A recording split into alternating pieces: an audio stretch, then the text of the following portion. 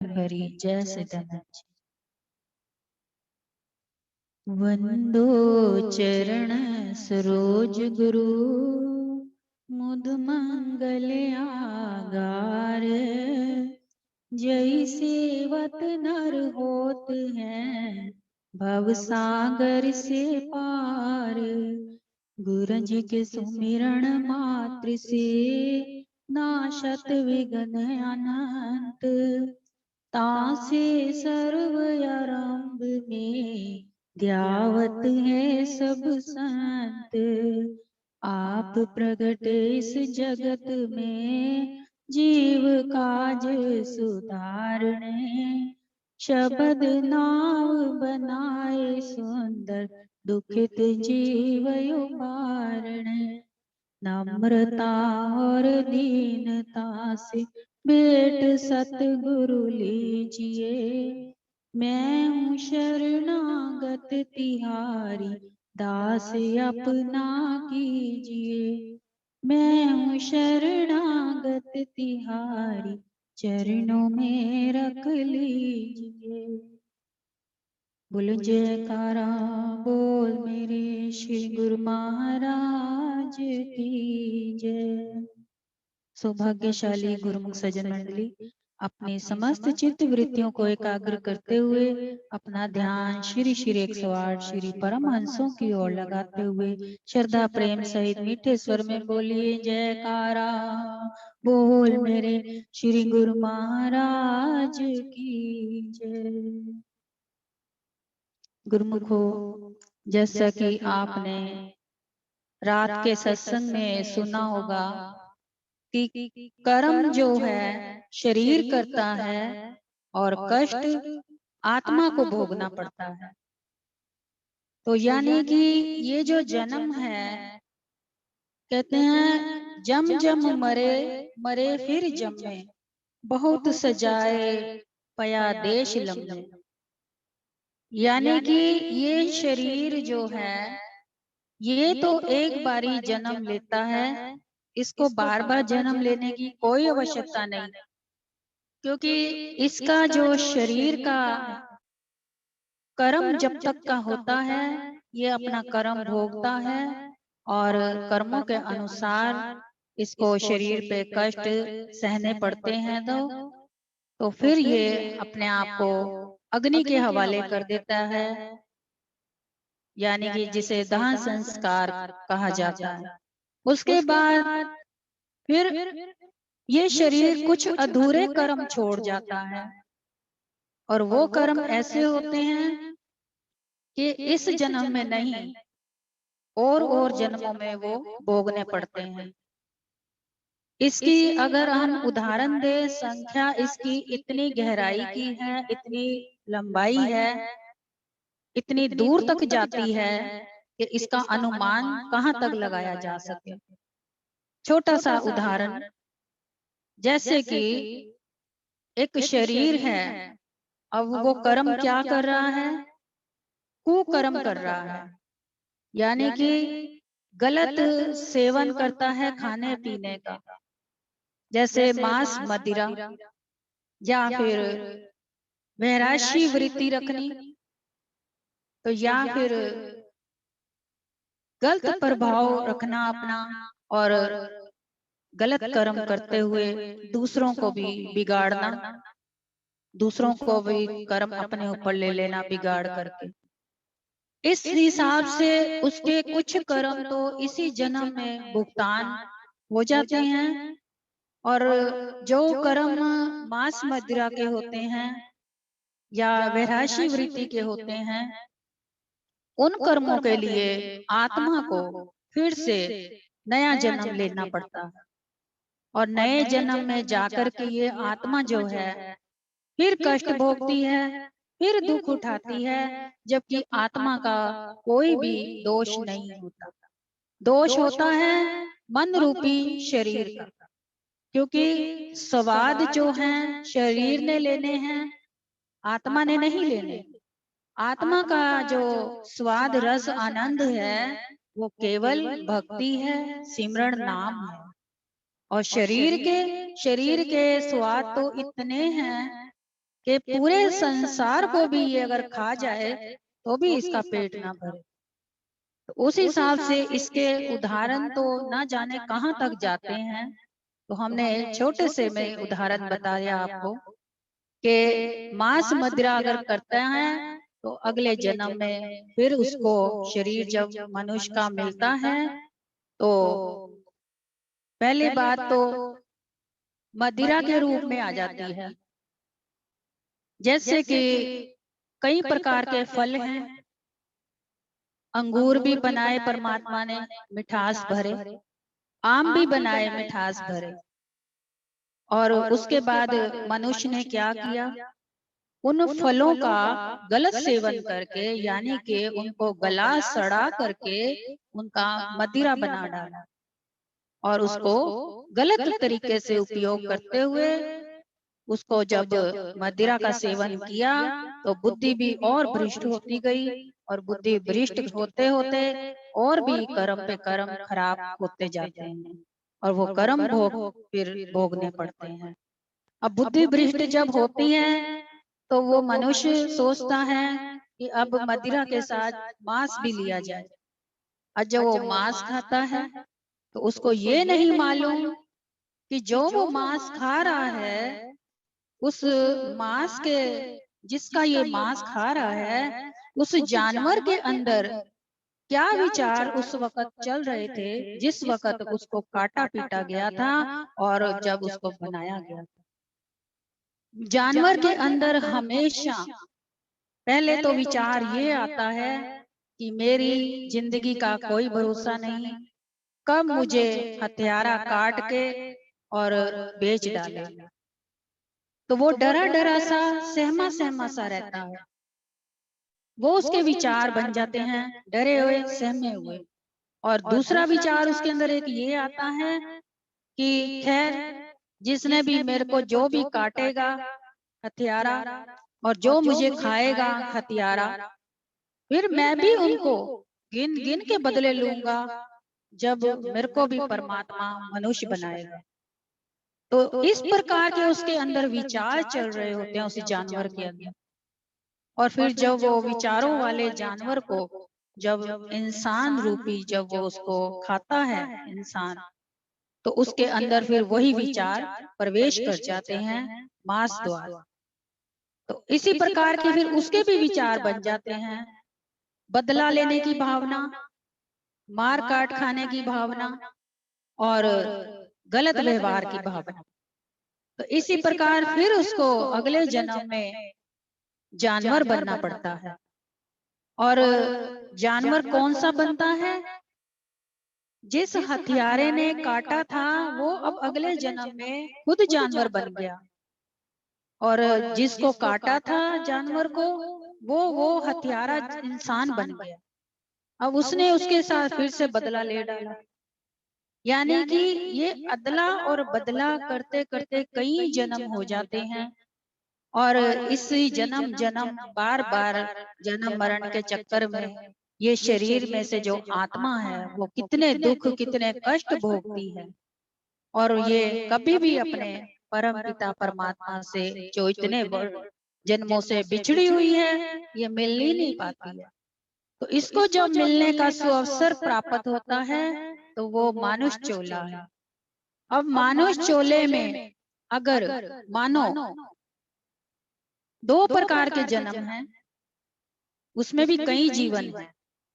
जैसे कि एक जन्म माता पिता द्वारा होता है, माँ का रकत और पिता का बिंद, इनसे मनुष्य चोले का जन्म होता है। और उससे दूसरा जन्म एक होता है सतगुरु की नाम नाद, यानी कि जो नाद हमारे अंदर अनहद जो बजता है उस शब्द द्वारा हमारा जन्म होता है।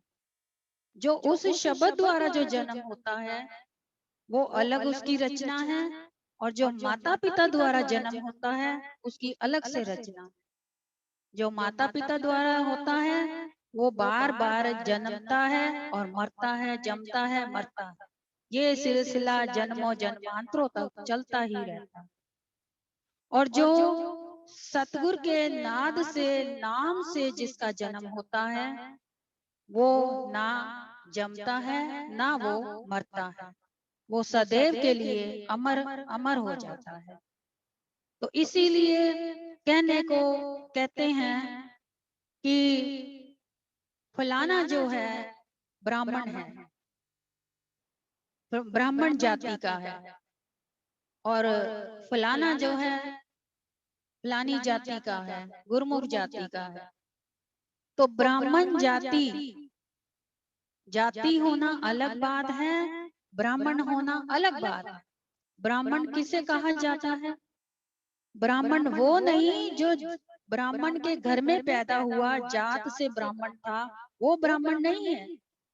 ब्राह्मण वो है जिसने ब्रह्म का ज्ञान पा लिया और ब्रह्म को अंदर से जान लिया, उसे ब्राह्मण कहा जाता है।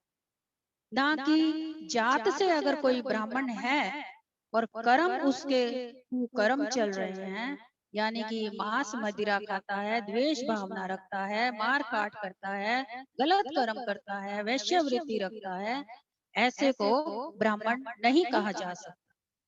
ब्राह्मण तो जातियां पातियां तो इंसान ने बनाई हैं, उस परमात्मा ने केवल एक ही जाति बनाई थी, और वो है इंसान जाति, मनुष्य जाति। और इंसान से जानवर कैसे बने, गुरुमुखो, ये भी बहुत ही गहराई के राज हैं जो हर किसी की समझ से बहुत परे। शुरुआत जब 33 करोड़ देवी देवताओं की हुई, तो उनमें कुछ जो नीचे दर्जे के देवता थे, उनसे कुछ जैसे गलतियां हुई, भूल चूक हुई, तो उनके जो ऊंचे दर्जे के देवता थे, उनसे जो ऊंची कमाई वाले थे, वो गलतियों की उनको उन्होंने सजा दी, श्राप दिया कि फलाने ने फलानी गलती करी है, तो उसको हम श्राप देते हैं कि जा, तेरा जो जन्म है अब यहाँ से हटकर फलाने जानवर की हम तेरे को शक्ल देते हैं और उसी में तू रहेगा। गुरुमुखों, पहले शुरू में जब दुनिया रचने से पहले 33 करोड़ देवी देवता थे, तो तब संसार नहीं रचा था। 33 करोड़ देवी देवता भी जो थे, ये संसार की वजह से बने हैं। अगर संसार नहीं होता तो ये 33 करोड़ देवी देवता भी नहीं होते, क्योंकि इसमें भी बहुत से गहरे राज हैं। अब जैसे कि एक बड़े देवता ने छोटे देव को श्राप दे करके जानवर का कि जा, तेरा जन्म जो है अब जानवर में बदल जाए, तो इस लायक ही नहीं है कि देवता रूपी शरीर में रह सके। और जब वो जानवर बना, तो उस जानवर की जो सवारियां थी, धीरे धीरे, जैसे कि आपने देखा कि शंकर भगवान की सवारी नंदी थी, नंदी गाय, तो वो एक गाय के रूप में आए गए, तो वो शंकर भगवान की सवारी बन गई। और आगे गणपति जी की सवारी क्या थी? मूसा, यानी कि चूहे की। तो उसको चूहे का श्राप मिला, तो वो चूहे के रूप में आ गया, तो उन्होंने श्राप में उसे चूहा बनाया, तो गणपति जी ने सवारी बना ली। और उसके बाद माँ जगदम्बा की सवारी क्या थी? शेर थी। तो किसी को शेर की श्राप मिला, तो वो जानवर शेर बन गया। इसी प्रकार से ये जानवर पैदा हुए, बने, और इसी प्रकार से इंसान भी बने, जिन्होंने अच्छे कर्म करे, ब्रह्म ज्ञानी बने, जो जिन्होंने अच्छे संस्कार अपने अंदर धारण करे, सतगुरु की नाम का अंदर सिमरन करा, उन्होंने देवता रूपी मानुष चोला लेकर के शरीर लिया, धारण किया। और जो जानवर थे, फिर उन्होंने जब देखा कि हम जानवर होकर के बहुत कष्ट उठा रहे हैं, तो आखिर हमें कब मुक्ति मिलेगी, तब उन्होंने देवताओं से पूछा कि हमें इस जानवर रूपी शरीर से कब हम मुक्त होंगे। तो उन्होंने, देवताओं ने बताया कि तुम जानवर बनोगे और हम तुम्हारी सवारी करेंगे, जितनी तुम्हारी सवारी हमने करनी है, जितने समय तक, तब तक तुम हमारी सवारी बनकर रहोगे और उसी में ही तुम्हारी जानवर जाति से मुक्ति होती जाएगी।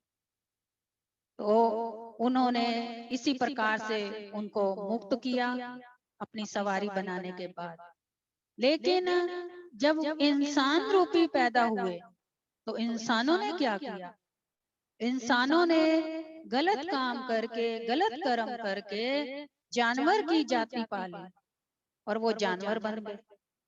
अब जानवर फिर जब बन गए, इसी प्रकार उनको भी मुक्ति चाहिए और उनको भी ये कहा गया कि जब तक तुम जानवर हो तब तक तो कर्म भोग में पड़े रहोगे, और जब तुम्हारा कोई अच्छा कर्म जागृत होगा तो उस कर्म द्वारा तुम्हें फिर से मनुष्य चोला मिलेगा और उस मनुष्य चोले में तुम्हें कोई पूर्ण सतगुरु प्राप्त होगा और सतगुरु द्वारा नाम जो तुम्हें दिया जाएगा, उस नाम द्वारा तुम्हारा नया जन्म होगा और उस नाम से तुम्हारा मनुष्य चोला जो है वो कहलाने के लायक होगा। उसी हिसाब से तुम्हारे कर्म जब उज्जवल होते जाएंगे, तुम्हारी आत्मा जो है प्रबल बलवान होगी और धीरे धीरे तुम्हारी अंतर आत्मा जो है शक्तिशाली होने के साथ जब मनुष्य शरीर को त्याग करके परमात्मा में जब समा जाएगी, तब जाके तुम इस जन्म मरण के चक्कर से छूट पाओगे। तो इसी प्रकार से गुरुमुखों बार बार बार बार जन्म लेना मरना, आखिर ये कब तक चलेगा? हम इतने भाग्यशाली हैं कि हमें पूर्ण सतगुरु की चरण शरण जो प्राप्त हुई है। अब यही वेला है, यही समय है, इसी समय को हम अपने साथ बांध लें और नाम सिमरन द्वारा अपना जन्म जो है वो बनाए, यानी कि शरीर को हमने यहीं छोड़ जाना है और आगे जो हमारी आत्मा है उसके लिए हम उसका घर जो है वो परमात्मा का द्वार है। आत्मा अंदर से सुबह शाम हर पल उसको चाहती है, उससे मिलना चाहती है। बहुकाल से बिछड़ी हुई जो आत्मा है अपने परमात्मा से, वो बार बार इंतजार करती है कि इस शरीर में मैं आई तो हूँ, क्या पता ये शरीर अब कब कौन से पुण्य कर्म करेगा तो मुझे इस शरीर से मुक्ति मिलेगी और मैं परमात्मा में जाकर के एकाकार रूप हो जाऊंगी। तो आत्मा तब तक एकाकार रूप नहीं हो सकती जब तक कि ये शरीर बार बार जन्मेगा मरेगा और कुकर्म करता रहेगा और इसके कारण आत्मा को दुख और कष्ट भोगना पड़ेगा। तो इसीलिए गुरुमुखों समय को देखते हुए हम ज्यादा लंबा नहीं खींचेंगे। तो आपसे यही एक श्री परमहंसों की ओर से आप सब गुरुमुखों के लिए हिदायत है कि आपको जो नाम सिमरन की दात मिली है उसी नाम सिमरन द्वारा अपने इस शरीर चोले को जल्दी से जल्दी मुक्त करें। समय धीरे धीरे रहते हुए बहुत कम होता जा रहा है, उम्र घट रही है और समय बढ़ता जा रहा है, समय आगे निकलता जा रहा है। जैसे जैसे समय निकलता जाएगा कभी कुछ नहीं कहा जा सकता कि कब समय का पहिया चलते चलते रुक गया तो फिर हम पछताते ही रह जाएंगे, हाथ पल्ले हमारे कुछ नहीं रहेगा। इसलिए समय का सदुपयोग करते हुए अपना जन्म लेखे लगाएं, सिमरन करते हुए श्री चरणों में अपना ध्यान लगाते हुए अपना जन्म सुखी बनाएं, जिससे आपका लोक भी सुखी हो और परलोक भी सुहेला हो। बोलो जयकारा बोल मेरे श्री गुरु महाराज की।